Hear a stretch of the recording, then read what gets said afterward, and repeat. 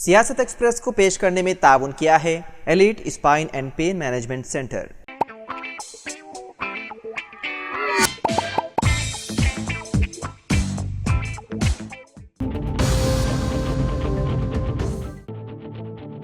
महकमा बरखी ने बताया है कि फलकनुमा सब डिवीज़न के कुछ फेडर्स के इलाकों में चारशंबा यानी कि 11 दिसंबर को लाइन विंग्स के कामों के बाइस बरखी सरबराही मसदूद रहेगी। फलकनुमा यूजीसी फेडर के इलाके चश्मा, गुलाब शाह मस्जिद, वट्टेपल्ली, पर्दा गेट, मिस्कीन होटल, अल मदीना होटल, इसी तरह फारूक नगर फेडर के इलाके फलकनुमा, फारूक नगर, फातिमा नगर, गफूरिया मस्जिद, नागुलबंडा, जबकि वट्टेपल्ली फेडर के इलाके वट्टेपल्ली, मुस्तफ़ा नगर, नाइस होटल, गुंटल शाह दरगाह, मोहम्मदिया कॉलोनी, इसी तरह अलियाबाद फेडर के इलाके अलियाबाद, शमशीरगंज, जबकि गुंटाल शाह दरगाह के इलाके हबीब नगर, रोशन कॉलोनी, हैंडीकैप कॉलोनी, इसी तरह फातिमा नगर फेडर के इलाके फातिमा नगर, हैंडीकैप कॉलोनी में सुबह 10 बजे से शाम 5 बजे तक बरखी सरबराही मसदूद रहेगी। महकमा बरखी ने फलकनुमा सब डिवीज़न के तहत कुछ इलाकों में बिजली की मुअत्तली का ऐलान किया है। ये मुअत्तली 33 kV फलकनुमा सब स्टेशन के शटडाउन की वजह से की जा रही है, जो लाइन विंग के जरिए मरम्मती काम के लिए ज़रूरी है। आवाम से गुजारिश की जाती है कि बिजली की मुअत्तली के दौरान किसी भी गैर मुतवक्की सूरत हाल से बचने के लिए ज़रूरी इक़दाम करें।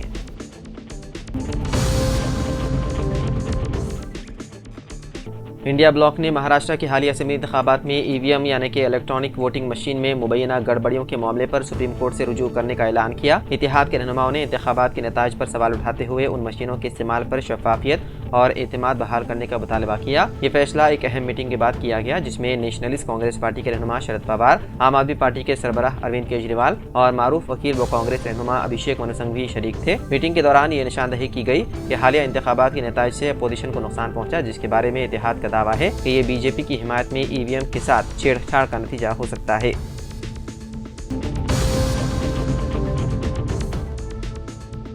चारशंबे को शमशीरगंज के एक स्कूल में एक दिन पहले मुख्तलिफ बरादरियों से ताल्लुक़ रखने वाले तलबा के दरमियान झड़प के बाद कशीदगी फैल गई। रिपोर्ट्स के मुताबिक एक मखसूस कम्युनिटी से ताल्लुक़ रखने वाले एक तालिब इल्म जो अय्यप्पा स्वामी के कपड़े जेब तन किया हुआ था को किसी दूसरी कम्युनिटी से ताल्लुक़ रखने वाले तलबा के ग्रुप ने मारा पीटा।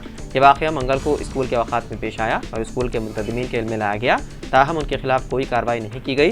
चारशंबे की सुबह सैकड़ों अय्यप्पा अकीदतमंद स्कूल में जमा हुए और हंगामा किया। इस दौरान स्कूल इंतजामिया ने पुलिस को इसकी इत्तला दी, जिसके बाद मुकामी पुलिस स्कूल पहुंच गई। बादना तलबा को प्रिंसिपल के कैबिन में लाया गया। एसीपी छतरी नाका चौधरी चंद्रशेखर और inspector V Srinivas Reddy school पहुंचे। सूरत हाल को मजीद खराब होने से रोकने के लिए पुलिस ने इजाफी पुलिस दस्ते तैनात किए हैं। हुकाम फिलहाल इस मामले की तहकीकात कर रही है। स्कूल इंतजामिया इस वाक़े के जिम्मेदारों के खिलाफ मुनासिब कार्रवाई को यकीनी बनाने के लिए पुलिस के साथ ताउन कर रही है।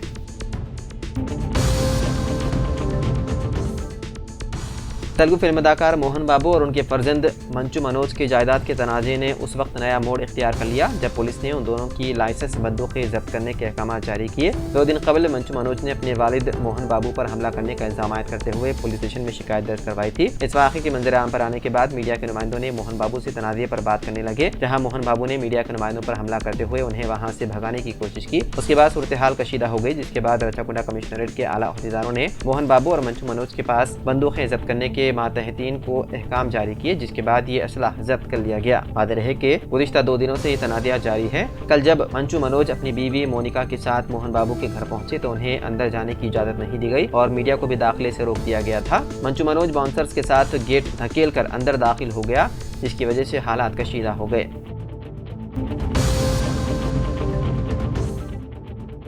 तेलंगाना हाई कोर्ट ने ग्रुप 2 मुसाबिकत इम्तिहानात पर हुक्म इल्तिवा के लिए दायर की गई दरख्वास्तों को कबूल नहीं किया। जस्टिस पी कार्तिक ने 23 उम्मीदवारों की जानिब से दायर की गई दरख्वास्तों की समाअत करते हुए 15 और 16 दिसंबर को ग्रुप 2 इम्तिहानात के इनेकाद को हरी झंडी दिखा दी। मुख्तलिफ अजला से ताल्लुक़ रखने वाले उम्मीदवारों ने शिकायत की है कि ग्रुप 2 इम्तिहानात की तारीख रेलवे रिक्रूटमेंट बोर्ड के इम्तिहान से टकरा रही है, जो 16 और 18 दिसंबर मुनक़िद होगा। दरख्वास्त गुज़ारों ने कहा कि ऐसे उम्मीदवार जो दोनों इम्तिहानात में शिरकत करना चाहते हैं, उन्हें राहत देने के लिए ग्रुप 2 इम्तिहानात की तारीख में तब्दीली की जाए।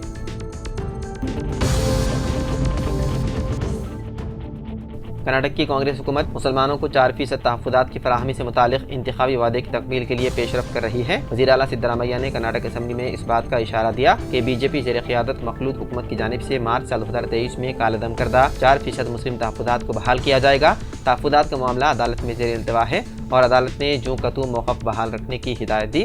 असेंबली में सिद्धारमैया ने बीजेपी पर दोहरा मियार इख्तियार करने का इल्ज़ाम आयद किया और कहा कि बीजेपी ने पहले 4% तहफ़्फ़ुज़ात को 2 मुख्तलिफ तबक़ात में तक़सीम कर दिया, जबकि सुप्रीम कोर्ट में इसके बरखिलाफ़ हलफनामा दाखिल किया गया। उन्होंने कहा कि बीजेपी की साबिक़ हुकूमत ने ज़ुमरा 2A के तहत पंचमाशाली लिंगायत तबक़े को शामिल नहीं किया, बरखिलाफ़ उसके ज़ुमरे 2B के तहत मुसलमानों को दिए गए 4% तहफ़्फ़ुज़ात को कालअदम करते हुए वीरा शिवा लिंगायत और वकालिका तबक़ात में तक़सीम कर दिया। उन्होंने कहा कि इक़दाम पसमानदा मुसलमानों के साथ नाइंसाफ़ी के मुतरादिफ है।